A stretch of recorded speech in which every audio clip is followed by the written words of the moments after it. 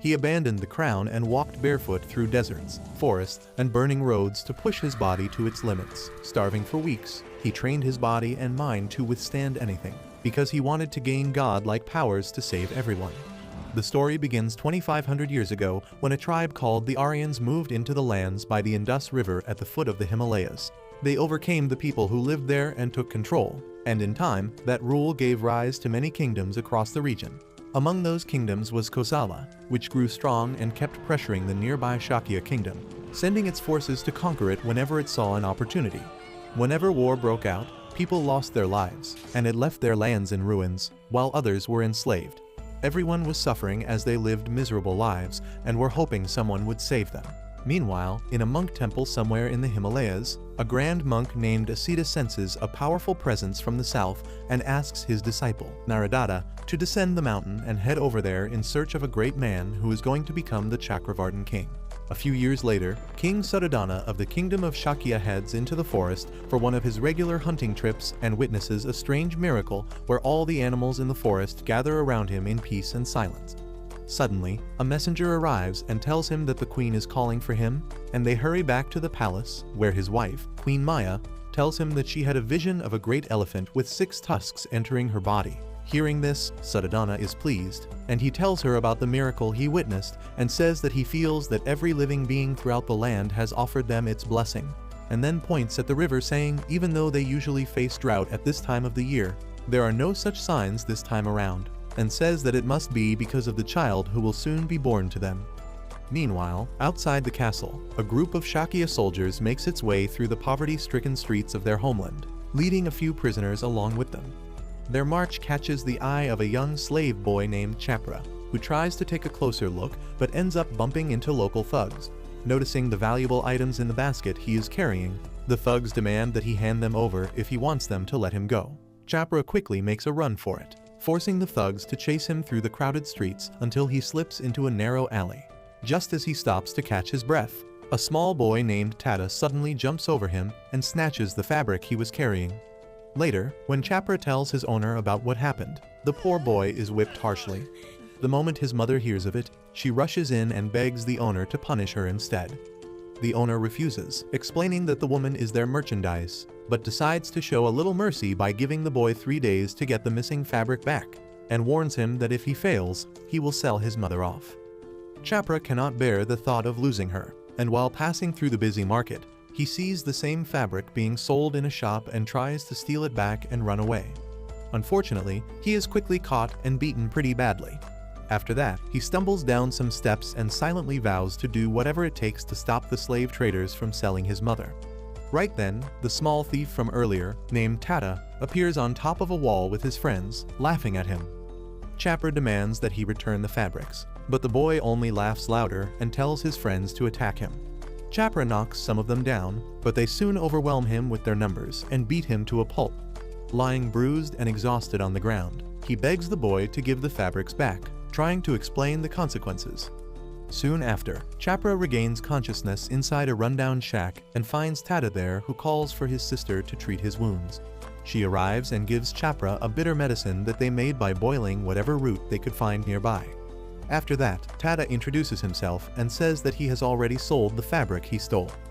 Chapra immediately shouts in protest, but Tata's sister bluntly tells him that they survived by stealing from others and mocks him, saying he must have been daydreaming in the alley while his belongings were taken away. Chapra explains that he might never see his mother again because of that, which makes them feel sorry, and Tata offers to help him rescue his mother. Later that day, the slave traders lead the women away to sell them off alongside Chapra's mother. Just then, a tiger appears out of the jungle, killing both traders on the spot. It then turns its attention towards Chapra's mother, but before it can attack, Chapra rushes forward with stones in hand. However, before he can throw them, the tiger retreats into the bushes, where Tata's spirit leaves the animal and returns to his body. Surrounded by animals, the young boy stands smiling, and coincidentally, a passing monk named Naradatta sees this and wonders if the boy is the blessed one his teacher Asita told him about. But before they can celebrate, the army of Kosala arrives to attack Kapilavastu, the capital of the Shakya kingdom. Again, Tata explains to Chapra that the kingdom of Kosala wants to expand into their land and realizes that the army will be passing through his village. thinking about his family, he panics and dashes off to reach the village in time. Kosala's army general seems to be a cruel and merciless man, who becomes delighted at the sight of killing, laughing like a madman. As Kosala's army makes its way through the village, the young boy runs desperately to find his mother and sister, only to find them dead. Stricken with grief, the boy swears revenge, and Chapra promises to stand by him. Later that night, when Kosala's army sets up camp to celebrate before heading to the capital, Chapra and Tata secretly watch them from a distance, frustrated by how difficult it is to reach the general. Then Tata quietly tells Chapra his plan and puts his spirit into a horse in Kosala's army, and uses it to cause a commotion. Chapra seizes the moment and jumps onto the possessed horse to get near the general before taking aim with some arrows and throwing them at the general. But the general turns his head at the last moment and narrowly escapes death. In moments, Chapra and the horse find themselves surrounded by spearmen. But before they can strike, a swarm of locusts suddenly hits the camp, throwing the army into chaos. Seizing the chance, Tata and Chapra chase the general to a river, where the general slips into the water. His luck turns around as hungry crocodiles close in, surrounding him as he struggles to stay afloat. Chapra moves quickly to finish him with an arrow to avenge Tata's family, but then he hesitates, wondering if he wants to stay a slave all his life. The general, panicked and desperate, calls out, offering all his wealth in exchange for saving his life. Ignoring Tata's angry protests, Chapra kills the crocodiles one by one and then dives in and pulls the general to safety. He turns to Tata with an apology, explaining that this man could be the key to rising in Kosala's ranks. Calling it a once-in-a-lifetime opportunity granted by the heavens, Chapra lays out his plan to gain influence in the army and insists it is the only way for slaves like them to escape their hard lives. Against his better judgment, Tata reluctantly agrees. The next day, a soldier rushes in to tell King Suddhodana that the Kosala army has slipped away from the Rohini River overnight after losing most of their supplies to a swarm of locusts, and that General Budai is now reported missing. King Suddhodana smiles in relief as the Shakya soldiers begin to cheer, after which the king walks to his wife, Maya, and says she can safely return to her homeland to give birth. At the same time, Tata and Chapra arrive at the Kosala base camp. Chapra thanks Tata for agreeing to his selfish request before asking him to return and tell his mother that he will come for her one day. As Tata departs, Chapra carries General Budai into the camp, where the Kosala soldiers rush to him, calling for medics. He then collapses, acting exhausted as if he carried the general all the way, letting the scene play out as he planned. When the general regains consciousness, he calls for the boy and asks how he can repay him, to which Chapra merely tells him to rest well. The general then offers to adopt him and gives him a place in his service, and Chapra accepts without hesitation. The scene then shifts back to the Shakya kingdom, where Queen Maya is being escorted to her homeland. Her guards set up a camp near the Rohini River, since they must cross it to get there. Every soldier is ordered to protect the queen at all costs. At dawn, as the sun rises, animals gather beneath a tree, and it becomes clear the heir is born. The queen tells her child that the whole world is offering its blessing, but soon her health begins to fail. The escorts rush her and the newborn back to the castle, where King Suddhodana hurries to meet them. Maya asks the king to see the baby and requests that he name the boy Siddhartha. The king smiles and says that it's a strong name, revealing its meaning as the one who has accomplished his goals. As her strength fades, Maya holds the baby and caresses his face before passing away, leaving him in his father's care. A short while later, the great monk Asita arrives to see the child. The moment he lays eyes on the infant, the monk is struck with awe, noting that the baby, pointing one finger to the sky and one to the ground, shows that he has no equal on earth or in the heavens. He prophesies that the boy will grow to become a Chakravartin king, though by that time he himself will no longer be alive to witness it. 10 years pass by, and we see a group of local dancers trying to entertain Siddhartha, but he gets bored and leaves his room. Meanwhile, two royal servants, Vizier and Gautami, come searching for him because his father wishes to see him. The boy speaks up from behind the tree and asks them again about the 4-caste system.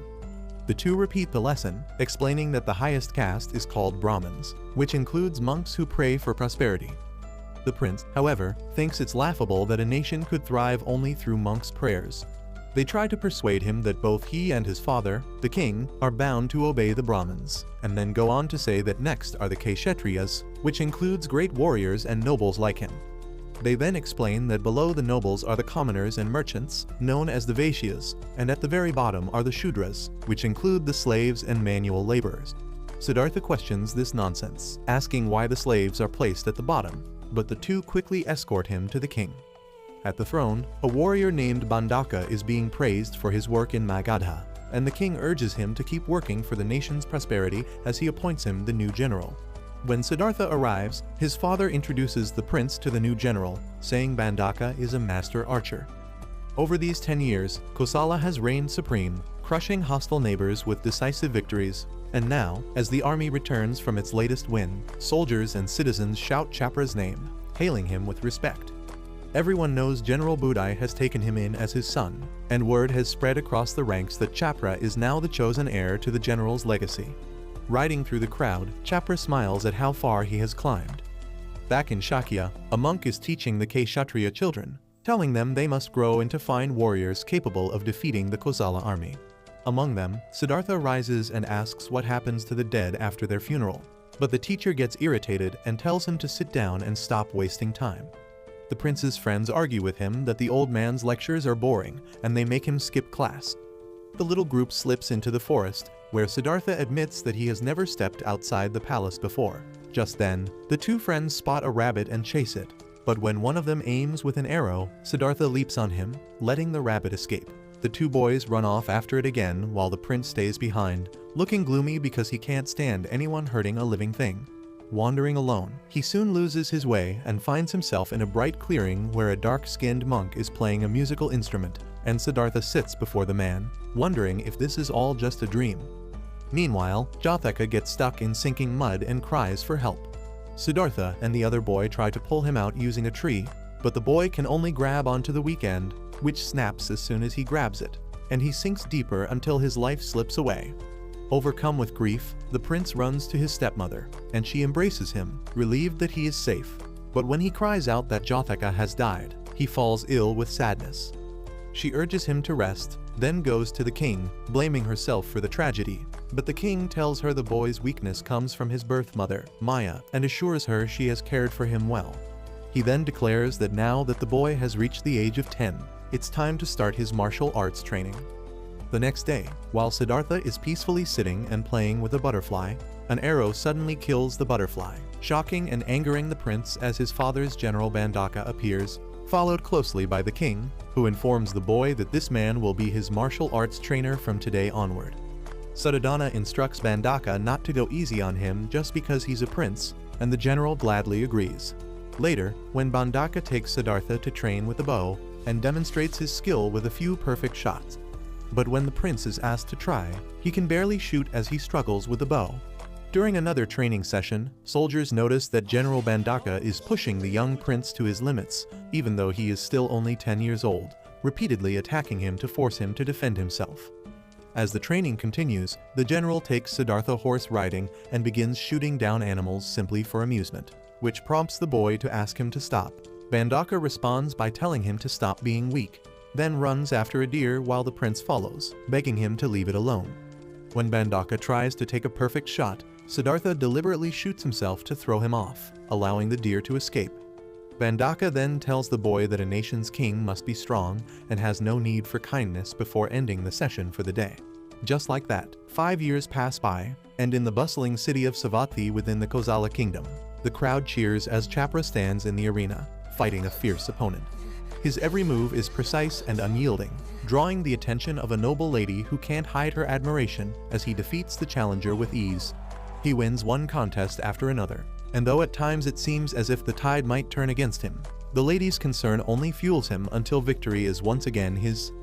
Later that day, General Budhai meets Chapra and offers his congratulations, telling him that with one more win in tomorrow's final match, the king's trophy will be his, alongside the title of the hero of people. Chap raves his head, sure of victory, and vows not to bring shame to his name. In that moment, the noble lady from earlier steps in and offers him a flower with her hopes and prayers for his victory. Once she leaves, the general reveals that she is the vizier's daughter, Lady Malika. Holding the flower, Chapra feels as though he can already taste victory. The following day, Lord Chapra enters the arena to thunderous chants and faces his final opponent, Lord Bindika, the eldest son of a noble family. At the host's signal, both warriors charge at each other and clash their swords. Chapra seems at a clear disadvantage given his small size, as all of his strikes get deflected by Bindika, who eventually pushes him off his horse. However, Chapra doesn't give up here and tries to jump at him, but Bindika moves his horse around and kicks him back on the ground. After that, he rides forward with his blade pointed at the boy, but Chapra dodges it at the last moment by jumping high and grabs his saddle. He then gets behind Bindika and pulls him off the horse by choking him, and both warriors end up falling on the ground. Seeing this, Malika runs away with tears in her eyes while the crowd urges the fighters to stand up. Chapra gets up and tries to land a flying punch, but Bindika knocks him back with his strong arms. He then tries to crush him by jumping over the boy, but Chapra barely dodges it by rolling sideways. Bindika then gets up and manages to knock Chapra out with a punch to his face, and then picks him up from his head and starts brutally punching him down. After that, he raises his fists in celebration, but Chapra gets back up on his feet and tells him that it's not over yet. Seeing this, Bindika grabs his sword and tries to cut him down, but Chapra dodges away and grabs some rocks to knock the sword out of Bindika's hand by throwing them. After that, he quickly grabs his sword and points it at his face before knocking him out using the sword's hilt to break some of his teeth. With that, he declares his victory and earns the title of Hero of the People alongside the King's trophy.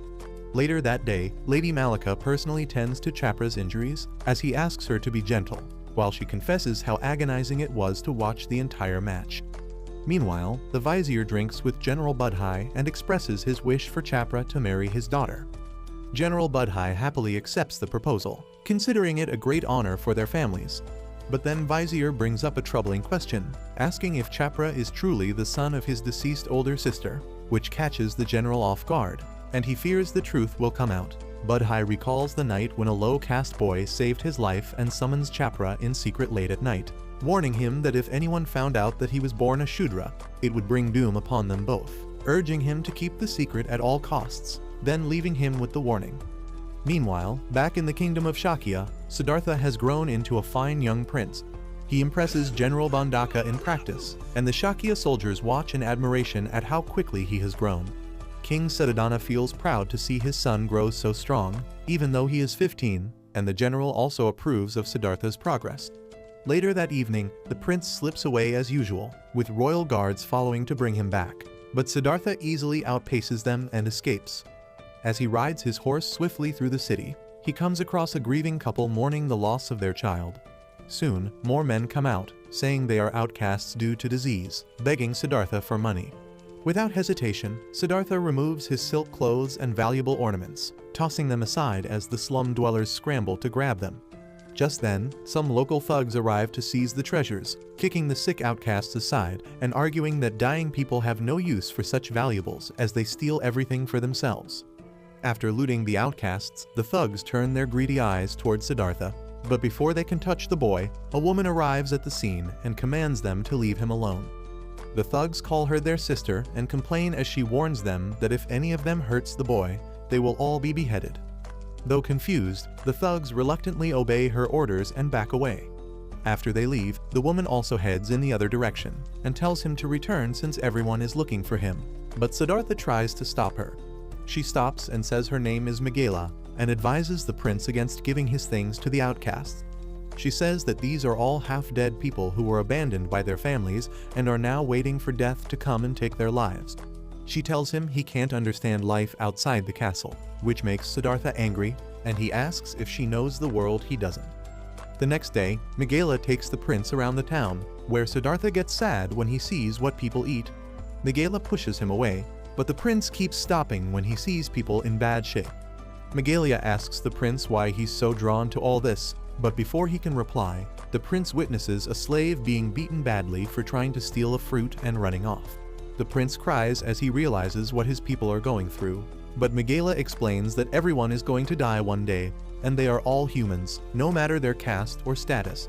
Later that day, the prince couldn't focus on training and left early. He calls it a beautiful day and rides to see Megala. They visit the town and watch everything from a boat. Megala asks Siddhartha if it is okay for him to be with her like this, since normally she wouldn't be allowed to talk to him. Hearing this, the prince reminds her about what she said about both of them being humans. Hearing that, Megala pushes him into the water, asking him to swim with her while General Bandaka watches all of this with an evil smirk. Later, the prince gets called into an audience with the king, and he gets scolded when the king asks if he was spending time with a lowly commoner. The prince is disgusted when he hears Suddhodana call Megala a lowly commoner and shouts in protest, but the king shouts back at him, saying he is the future of the kingdom and must make the nation strong. The king leaves as he forbids the prince from leaving the castle, while General Bandaka eavesdrops and smirks happily. Later that evening, while Megala is admiring the beauty of the river, the general shows up and has his men arrest her and has her tied to a cross for execution. While she shouts Siddhartha's name, he tries his best to break free from the guards to reach his father and stop the execution. Siddhartha breaks free and comes after his father, demanding to know why he arrested Megala. The king says that he is in a meeting, but the prince simply shouts at him to release her at once. The king asks if he is talking about the female bandit, and Siddhartha makes it clear that he will never forgive him if he kills her. As the king refuses, the prince draws his blade in front of everyone, asking the king if he finds being in love so disgraceful. The king turns his face as he reminds the young prince of his princely duties towards the country, but the prince keeps asking him to spare Megala. Seeing his son filled with hatred toward him, Suddhodana agrees to his request to release the bandit on the condition that he marry Princess Yasudhara of the neighboring country. Hearing that, the prince feels disgusted, but as the crowd shouts to kill Megala, he calms himself and accepts the proposal under pressure. However, General Bandaka uses a red-hot blade and burns both of her eyes, and when Siddhartha shouts and asks what he has done, Bandaka says he blinded her eyes so she could never look at him again. Megala tells the prince to stop worrying about this, and as she is getting taken away, she shouts at Siddhartha, saying his face is burned into her eyes for the rest of her life, and tells him how glad she was to meet him and enjoy their little time together. She asks him to become a great king, and is taken away while the prince cries. Soon after, the prince gets wed to Princess Yasudhara, and everyone looks happy except for the prince.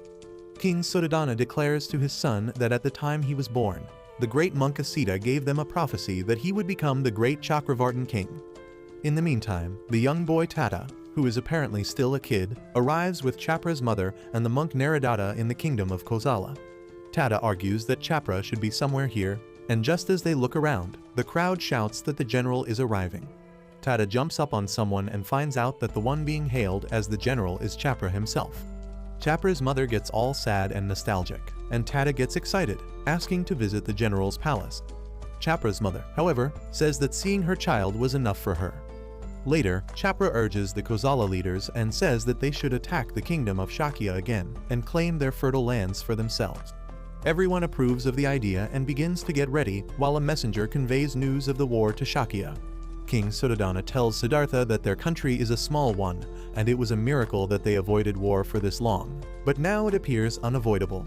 When Siddhartha shows some resistance, saying he hates bloodshed, his father shouts at him, trying to make him understand that if they back down, their kingdom will get overrun by Kosala. But when the prince doesn't get any of that, the king leaves, saying he can never become a king with such an attitude. Sometime later, the Kosala army meets with the Shakya forces near a border village. Chapra leads the attack, and Prince Siddhartha is sick of the war. General Bandaka joins him and says that he can stay back and watch his men fall from up there. Just then, one of his men delivers a pot of deadly poison to him. Bandaka dips his arrows in it and says that no soldier can live if he's hit with it. The Prince Siddhartha asks the general if he gets amused over the sight of people dying, and the general says yes, like a bloodthirsty maniac. As the general leaves to turn the tide of the war, he mocks the prince, saying a coward like him could never understand. As the battle rages on, Chapra goes on a rampage, while Prince Siddhartha enters the battlefield. Both General Bandaka and Chapra take down a significant number of soldiers, while Prince Siddhartha rides around shouting for everyone to stop. Just then, some enemy soldiers spot him, and when Chapra hears that the prince is near, he quickly races toward him. Meanwhile, Siddhartha gets surrounded by enemy soldiers as his own die protecting him. General Bandaka sees Chapra heading toward the prince and goes after him.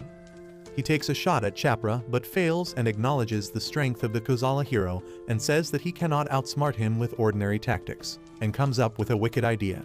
He picks up an enemy corpse and puts it in front of him while riding past Chapra, pretending to be an ally.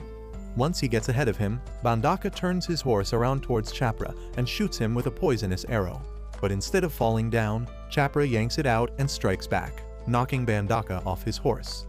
After that, he heads straight for Siddhartha, while Bandaka wonders why his poison isn't working. Chapra charges at Siddhartha at full speed, but at the very last moment, Siddhartha looks at him with eyes full of pity, with a majestic aura around him. Then Bandaka's poison kicks in and makes Chapra miss his attack.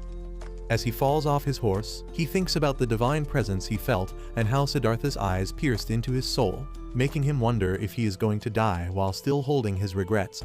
Seeing Chapra fall to the ground, shaking from the poison, Bandaka loudly brags that he is the one who took down the enemy general before ordering his army to crush the enemy.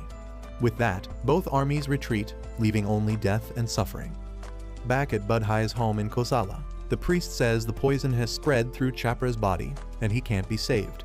Just then, Malika and her father arrive to ask about Chapra, and Budhai replies that it would be a miracle if he lives until tomorrow. Hearing that, a squirrel possessed by Tata races to the slums, where he returns to his body and tells his mother that Chapra cannot be saved, which makes her panic and try to run out to see him before it's too late. But Naradata steps in and says his master might know of a cure. Since Tata can fly to the Himalayas in a single night using his powers, he offers to deliver the message. Naradata prepares a letter and wishes Tata good luck. By possessing many animals, he runs for miles and soars into the sky, and finally reaches the monk temple, where everyone is shocked as he flies in and lands before Master Asita with the letter. The old monk is stunned when he reads it and walks to the edge of the hill outside and sends a spiritual message directly to Naradata using his powers. He scolds him for wasting the lives of so many animals just to save a boy, but Naradata stands firm, saying he has to save Chapra no matter what. Hearing this, Master Asita warns him that he will become a wild animal for the rest of his life as punishment and tells him about the cure. Naradata quickly shouts the antidote recipe to Chapra's mother before losing his mind and running off to the wilderness like a dog. She tears up seeing this, but is relieved to know that Chapra will survive. Later at Budhai's place, Chapra's mother begs Budhai to give the cure to Chapra. He agrees, and right after they give it to him, the doctor is amazed to see Chapra open his eyes. At the same time, Siddhartha's wife asks him if he isn't sleeping because something is troubling him, so he tells her he feels terrible to see people get sick and die every day, while he's doing nothing about it. He wonders if there is anything he can do to help and whether he should just ignore it all. He stands up and says he did not even realize how full of suffering life is, due to his lavish upbringing as a prince, while even the Shudras know more about the world than him. He says he is determined to discover the truth of the world, and then tells her not to worry and to go to sleep. Back at Budhai's mansion, Chapra's mother is locked in the basement, while Budhai tells him that Lady Malika came to see him. Then, when he is alone with Chapra, he reminds the boy to stick to the story that he is the son of Lord Budhai and to erase all memories of his peasant life. Hearing this, Chapra becomes suspicious and wonders why he brought this up right now, but when he overhears Budhai telling his servants not to mention the woman who brought the antidote, he realizes something is off. In the basement, two men prepare to execute Chapra's mother, but Chapra jumps down and knocks the fat one down before telling the skinny one to keep his hands off his mother. Hearing that, the men are stunned that Lord Chapra calls a peasant his mother. But before they can tell this to anyone else, Chapra quickly draws his sword and silences them. After that, his mother hugs him and says he has grown up a lot. But during their wholesome reunion, Chapra notices the fat man trying to escape and fails to stop him. He tries to chase after him, but his wounds open up, and his mother has to carry him up the stairs. By the time they reach the top, Budhai's men surround them and accuse Chapra of hiding that he was a Shudra, while Budhai calls him a fool in disappointment. The next day in court, the judge asks Budhai if he truly didn't know Chapra was a Shudra when he adopted him, and the general lies without hesitation, causing an uproar. After that, the guards drag Chapra's mother forward and throw her to the floor in front of the judge, who asks if she is really his mother. While Chapra tries to push through the guards in rage, she denies the claim and says she once found the boy on a battlefield, so he is not the son of a Shudra like her. The judge asks if she's lying, but Chapra's mother repeats that he is not her child, which breaks the boy's heart. At that moment, Chapra tells her she doesn't need to lie anymore and says he is glad he no longer has to live in fear of being exposed. Then, the judge asks if he just admitted to being a Shudra, and he proudly confirms it before wrapping his arms tightly around his mother. The judge is shocked that the boy threw away his noble status so casually and says he should be ashamed of his blood. but Chapra says he only became noble to stop being treated like trash in the streets. With that, the judge announces that General Budhai will be placed under house arrest, while Chapra is to be exiled from Kosala, so his mother smiles gently and says goodbye. However, the judge then sentences his mother to death as an example, which causes Chapra to explode with rage. He yells that it is unfair and insists she never did anything wrong, even falling to his knees and begging them to exile her with him instead. His mother hugs him and says it is all right, but he cries that living like a peasant means nothing without her, and pleads with the judge to execute him too. The next day, a large crowd gathers to watch as Chapra and his mother walk through the city.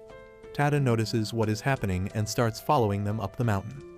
At the top, the captain loudly declares that filthy Shudras deserve to be punished for wasting oxygen with every breath, and then orders his men to throw them off the cliff. But Tada suddenly shouts and distracts them, yelling for the mother and son to run away.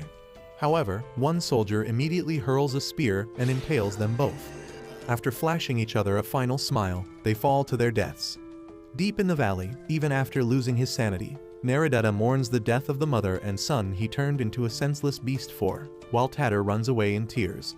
Meanwhile, back at the kingdom of Shakya, Siddhartha's wife gives birth to their baby, and everyone is happy to see a new prince come into the world. At the same time, Siddhartha walks out of the palace, now looking like an overworked father, thinking that even though he keeps learning every day, he doesn't feel like he's getting close to the truth he's searching for.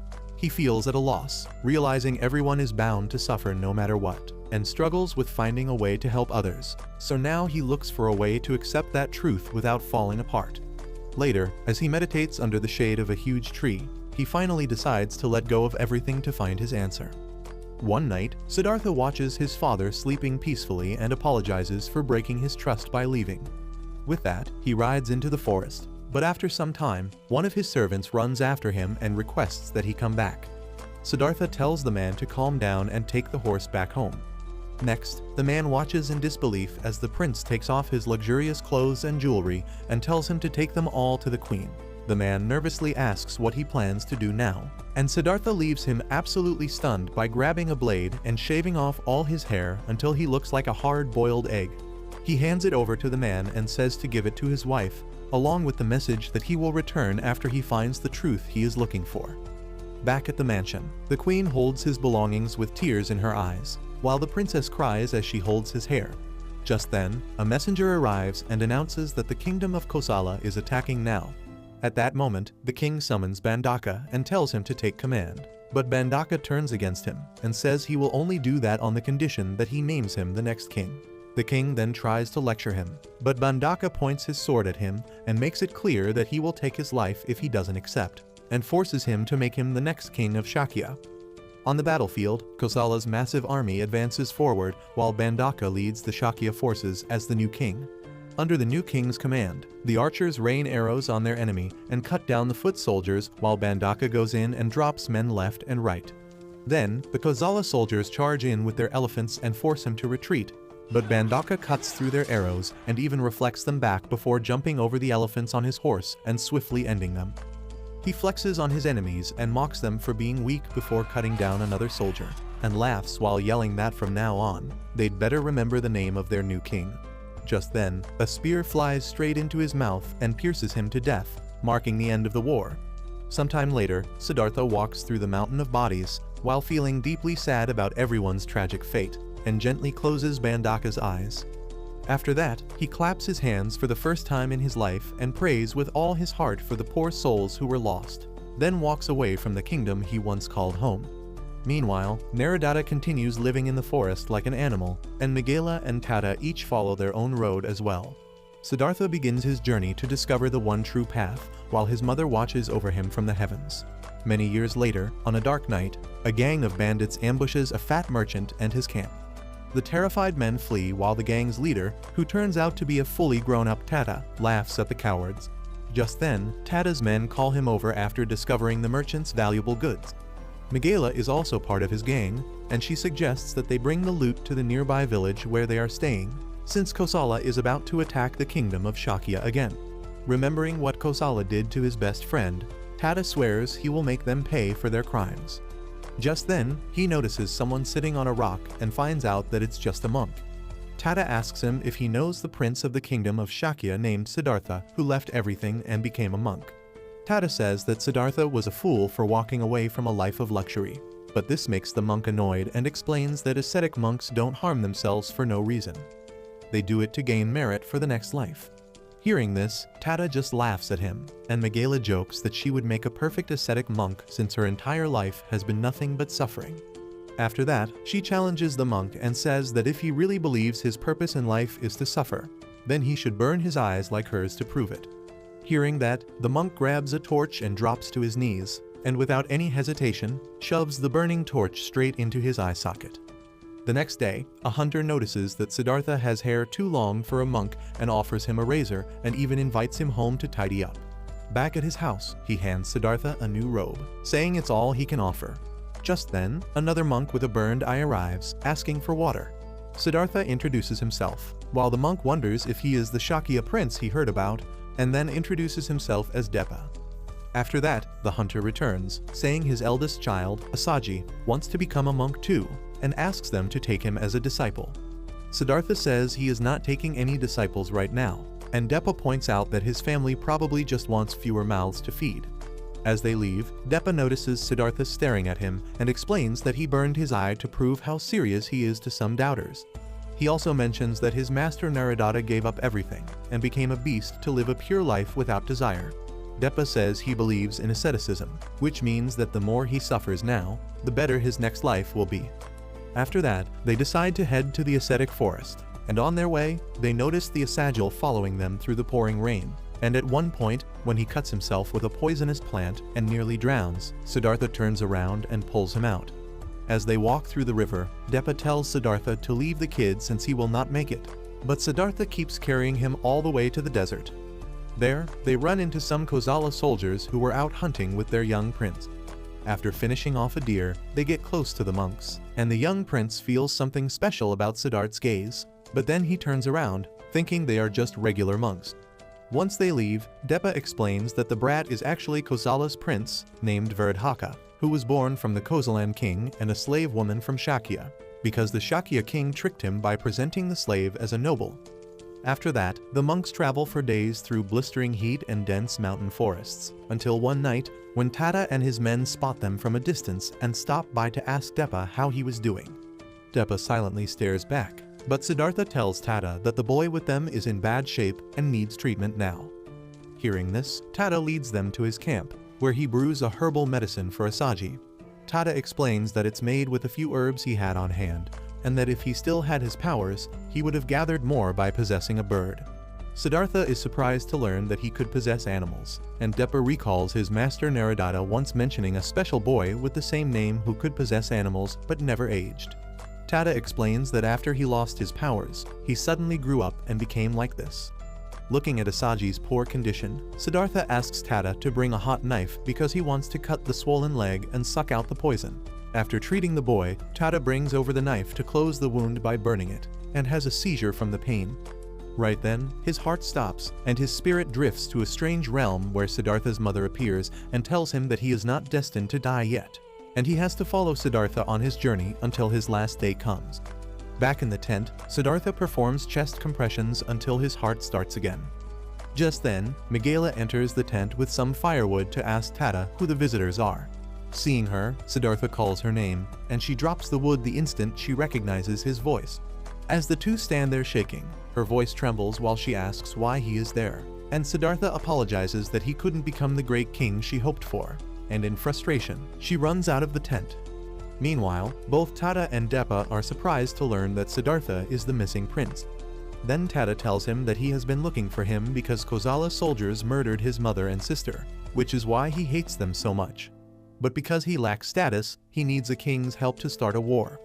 After venting all his anger out, Tada asks Siddhartha to become king and take revenge for him. But Siddhartha tells Tada to wait 10 years while he seeks meaning as a monk, and promises to return to his kingdom if he fails to find the answers he seeks. The next morning, Asaji suddenly wakes up from a nightmare and says a tornado is coming. As the little boy runs into the village to warn everyone, Tada and the others doubt his claim. But Asaji continues sprinting through the settlement, yelling for everyone to evacuate right away. Suddenly, a tornado appears out of nowhere and moves toward the houses, destroying everything in its path without mercy. Asagi saves a boy and takes shelter as it passes. When it's over, Siddhartha and the others are shocked that a tornado really appeared. After some time, not far away in the kingdom of Magadha, the king welcomes Asagi in his court. Asagi asks the king what he wishes to know, and when the king asks what his future holds, the boy says death. Everyone erupts and yells at the boy, but the king silences them and asks who will kill him. Asagi innocently states that his son will attack him in 30 years and face divine punishment for it right after as well. Hearing that, the king smugly tells Asagi he also got a prophecy saying he will die when he counts to 3, but the boy continues smiling and dances around goofily. As the king counts to 3, Asagi calls a guard over, and when the count hits 3, a snake drops from above. However, everyone is shocked when the guard's spear pierces the snake, and the boy is unharmed. Seeing that, the king realizes Asagi can really see the future, and the boy says it isn't time for him to die yet. After that, he smiles and reveals that he will die in 4 years, 4 months, and 4 days. The king asks him to stay as his advisor, but the boy refuses, saying his purpose is to follow Siddhartha until the day he dies. The king is surprised to hear that, and asks where Siddhartha is, and Asagi tells him that he is currently on the Pandava mountains on his way to the ascetic forest. That night, the king takes an army with him and climbs up the mountain, where he finds Deppa meditating while hanging upside down. The king asks him if he is Siddhartha, but Deppa points him to Siddhartha, who's calmly meditating on the side. After greeting Siddhartha, the king kneels and asks him to come to his kingdom as his advisor, and even offers half his kingdom in return. But Siddhartha tells him he will suffer if greed overtakes him and he wants for more than what he needs, and that is why he became a monk. Hearing that, the king grows sad as he shares that death is inevitable, but he was told that his own son will take his life in 30 years.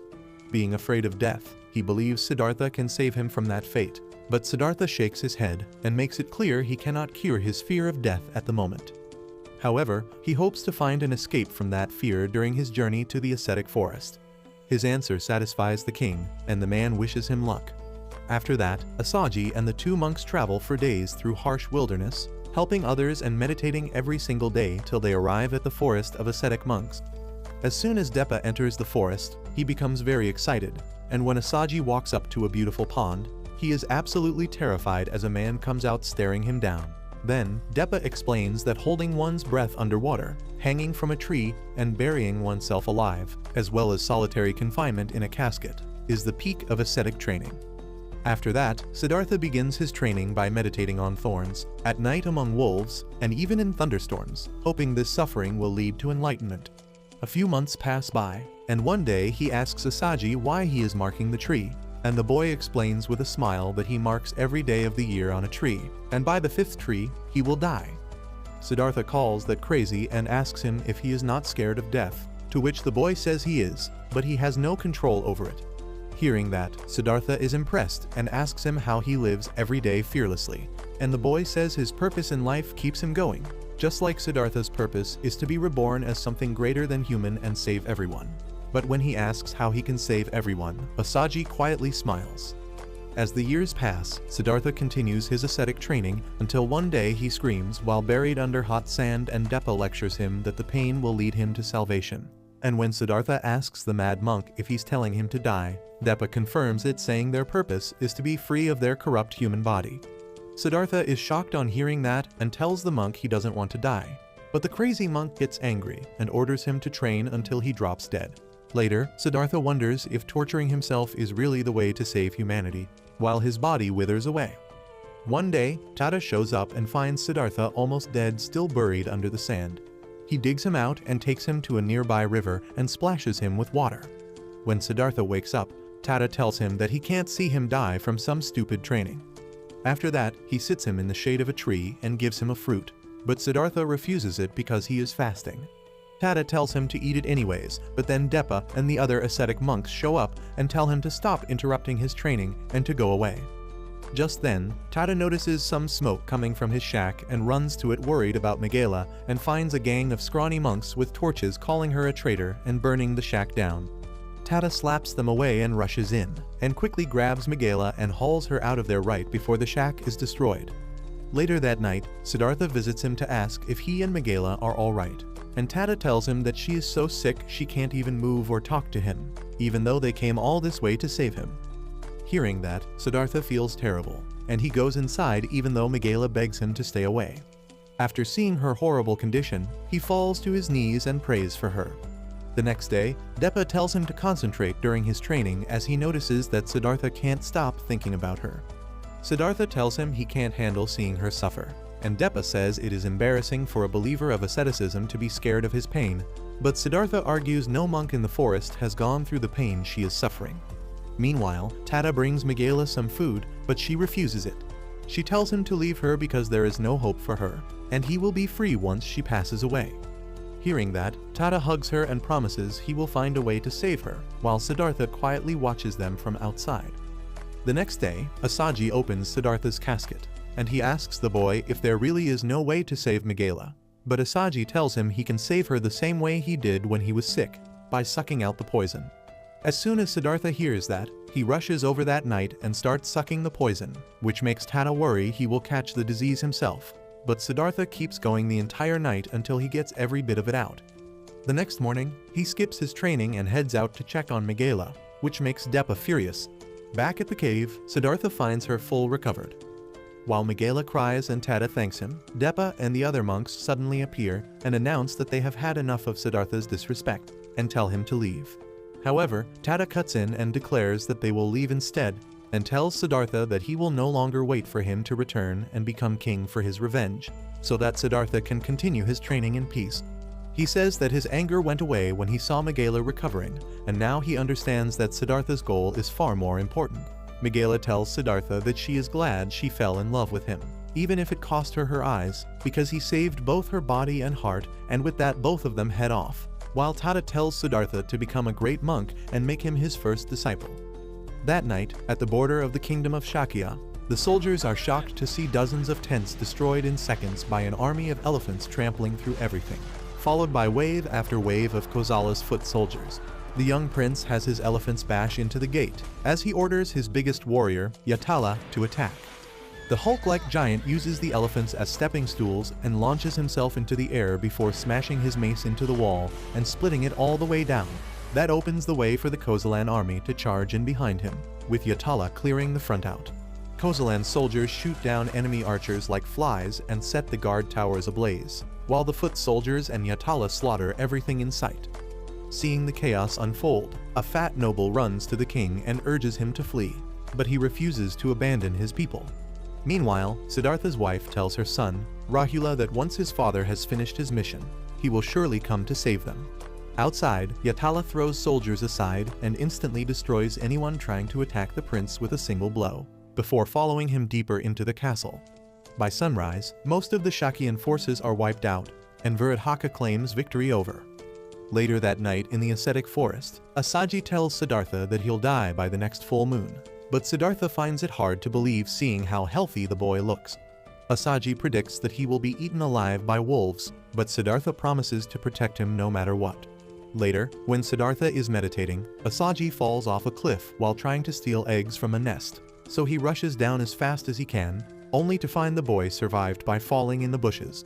Next, the boy nearly drowns in a river, which makes him panic again, but it turns out to be a harmless scare. Like that, the night of the full moon arrives, and Siddhartha wonders if the boy will really die as he predicted, even after he tied him to a tree. As he meditates, a rabbit crawls up and nibbles on the ropes, and by the time he notices, the boy is already gone.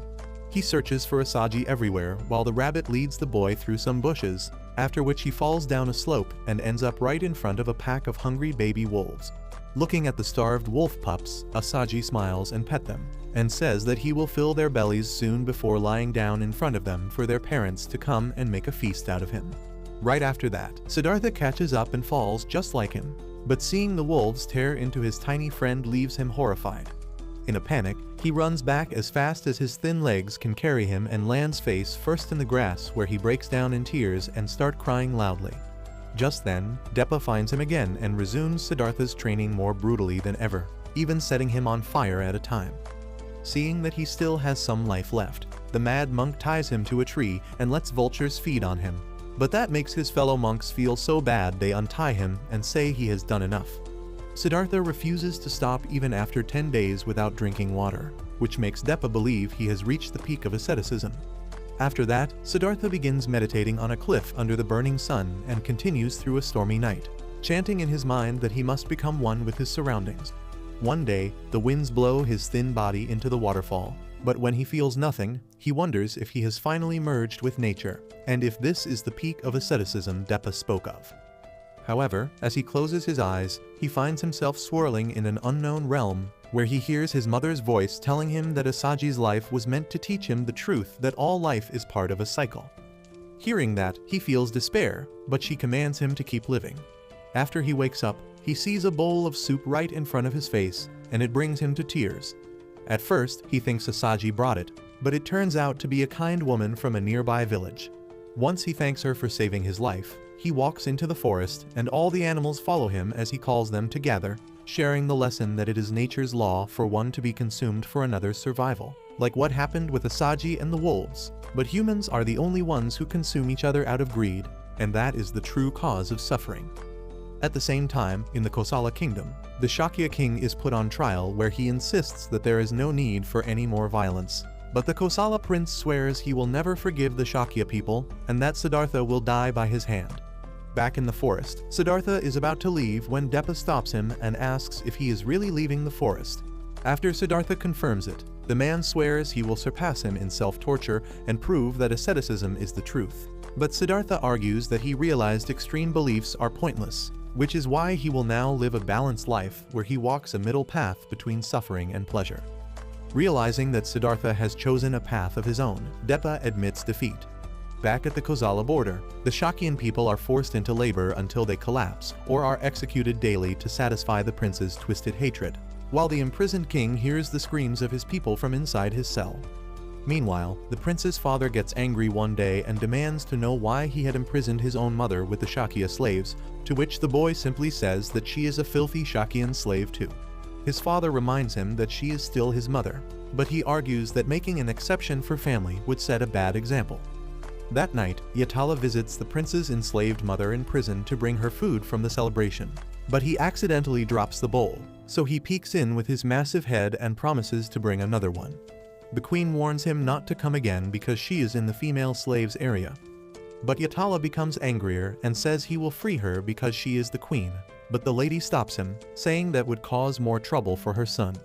Then, Yatala asks why the prince locked her up, so she explains that she is guilty of lying about her status when she married.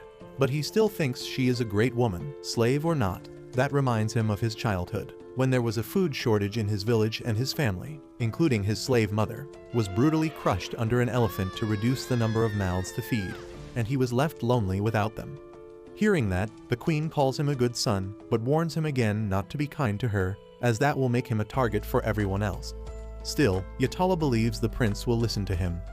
But when he talks to the prince later, in return for bringing food to her, the prince has him lashed while being chained to the ground, and tells him to stop acting like a fool. In frustration, Yatala asks the prince why he locked up his own mother, and he replies that he had to punish her for lying and for carrying filthy Shakya blood in her veins. After the prince insults her further, Yatala becomes furious and breaks his chains before storming out of the castle. Back in his room, the prince remembers how everyone used to joke about him being the son of a filthy Shakyan slave, and how that ridicule pushed him to sacrifice everything in pursuit of power. Suddenly, his thoughts are interrupted by a messenger informing him that they have found Siddhartha. Hearing that, he immediately rides out with an army to hunt him. Once they find the monk, he orders his men to surround Siddhartha and tells him that he made his family suffer, and for that, he will make him pay with his life. After saying that, the boy waits for a reaction, but Siddhartha keeps his cool and tells him to take his life he wants to. Seeing Siddhartha act so calm, the boy declares he will execute everyone he loves, but Siddhartha calmly asks if taking revenge even makes him happy. He then says that his dark thoughts likely keep him up at night, and it hits the prince right where it hurts. Regardless, he decides to swing his sword to claim his head, but just then lightning strikes from the sky and makes him throw the sword away, which lands in front of Siddhartha. The monk picks it up and walks up to the prince with his soul-piercing gaze that scares away all the soldiers surrounding him. Then, Siddhartha says that these dark thoughts are making him suffer more than any torture, and that is what makes his life so pitiful. Hearing that, the prince grabs his sword and retreats in humiliation. Back in his room, he remembers Siddhartha's eyes, and the humiliating loss fuels his hatred even more. Right then, a messenger brings him the terrible news that a plague is tearing through the female slaves and will spread to the palace in no time, so he urges him to decide whether they should burn them all. After seeing the chaos below and giving it some thought, the prince orders him to burn them. Meanwhile, outside the prison, Yatala is enjoying some snacks when he suddenly hears everyone causing a commotion about a fire nearby. Realizing it is coming from the female quarters, he rushes there at full speed while knocking aside every guard who gets in his way. He breaks through the wall and looks everywhere for the queen while ignoring the rising flames. After he finds her, the giant smashes his way out and fights his way to the front gate of the castle, where he smashes a huge hole in the wall and leaves the kingdom for good. Far away in the forest, the queen is pleasantly surprised that Yatala saved her, but Viradhaka follows Yatala and finds them near a pond. At first, Yatala is happy he came to help his mother, but seeing that same look of pity in her eyes makes the prince so angry that he declares that the order to start the fire was his, and then leaves after ordering Yatala to get rid of the woman. Hearing that, Yatala resigns from duty and calls the prince cold-hearted, but his mother tells the giant to calm down and let it go for her sake. Yatala calms down on hearing that and walks away with her in his arms. After a long journey under the scorching sun, he lets her rest under a rock formation where she asks him why he helped her, and he happily replies that she reminds him of his mother. He says that she is a kind lady like her, and that is why he wants her to be his new mother. Hearing that makes her so happy, she asks him to show her his face, and assures him she won't be scared because he is a good boy, which surprises Yatala because everyone called him a monster his whole life. He unties his mask and slowly turns around to show his gentle face, and the queen tells him she will gladly take his mother's place. Thinking about a happy life with his new mother, Yatala becomes really happy and throws his mask away. But after a few days, when he gets back with fruits in his arms, he sees her unconscious and drops everything on the ground. He soon realizes that she has passed away and starts crying out loudly, his screams echoing through the wasteland. After that, he carries her body a long distance to the forest, where he digs her a grave with tears streaming from his face as he gently places her inside. That night, he sleeps hugging her grave, and the next day he starts wandering aimlessly through different lands and cities feeling sad and broken, and unable to sleep at night, just like the prince who's now just as lonely. One night, he finally gives in to despair and jumps down a waterfall, but even that fails to end him, as his monstrous body somehow survives the fall. In agony, he begs the Lord of Thunder to strike him down and end his suffering, but nothing happens at all. Then, he walks through the river until sunset, when he suddenly notices something glowing deep in the forest ahead. There, he finds Siddhartha calmly meditating in silence. He slowly walks closer and drops to his knees in front of him, saying he wishes to die because he is the saddest man in the world. Siddhartha quietly asks why he is unhappy, to which Yatala explains that his real parents were crushed by an elephant, and he lost his second mother to the plague just as fast as he got her. Hearing that, Siddhartha gently replies that it was his parents who were truly unlucky. But Yatala ignores that and angrily asks why the prince who abandoned his own mother was never punished. Siddhartha calmly listens to him and then says that the prince is the one who suffered most because, as a prince whose mother was a slave, he had to act cold the whole time and watch her pass away helplessly, and now he has to live with the blood of thousands and of his own mother on his hands. On the other hand, Prince Viradhaka rushes to his mother's grave and fights some hyenas off it, before frantically digging her out with tears streaming down his face. He hugs her cold body and begs her to say her ungrateful son's name one last time and forgive him, because he had no choice but to be as cold as he had to lead the kingdom without showing any weakness. Back in the forest, Siddhartha softly repeats that there's no doubt that the prince is one of the most unfortunate boys in the kingdom. He continues that, as someone who has known suffering, Yatala should be able to understand others' pain better than anyone else. Hearing all this, the giant feels both sad and angry at the same time, and he holds his head and screams before banging it on the ground in frustration. Then, Siddhartha gently places his warm hand on the giant's shoulder and shares that he also lost his mother shortly after he was born, but because she gave birth to him, he was able to meet him now. He explains that all life has a purpose, and there is a delicate bond between all living creatures. If Yatala hadn't existed, that balance would have been thrown off, and thus, he is important. He says that he is fulfilling his purpose and influencing many lives just by existing. Hearing that his life has value leaves Yatala stunned. Siddhartha reminds him that he saved many people, and gives him the example of his real parents when they first saw him. Then he brought happiness to Prince Verdhaka's mother by showing kindness to her, and finally to the prince himself, who can now rest knowing his mother was treated kindly by someone. With tears in his eyes, Yatala asks once more if someone like him is allowed to live on after having the blood of many on his hands, and Siddhartha reassures him that it is fine. Hearing this moves the giant so deeply that he calls Siddhartha a great man and asks to become his disciple. But Siddhartha humbly denies, explaining that he is still a student in training, and in the middle of mourning, just like himself. So just like Tata, Yatala begs him to make him his first disciple once his training is finished, and swears he will wait as long as it takes. Then he thanks him for teaching him the true meaning of life and leaves. At that moment, Siddhartha is shocked by everything he said and wonders what exactly came over him in that moment.